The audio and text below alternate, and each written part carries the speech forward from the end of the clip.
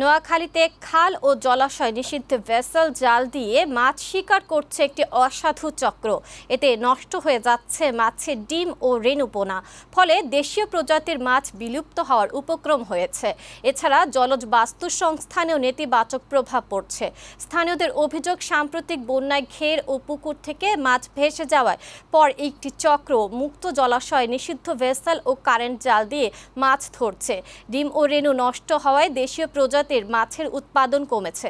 নিষিদ্ধ জাল দিয়ে মাছ ধরা বন্ধ ও এ কাজে জড়িতদের বিরুদ্ধে ব্যবস্থা নিতে প্রশাসনের প্রতি দাবি জানিয়েছে স্থানীয়রা।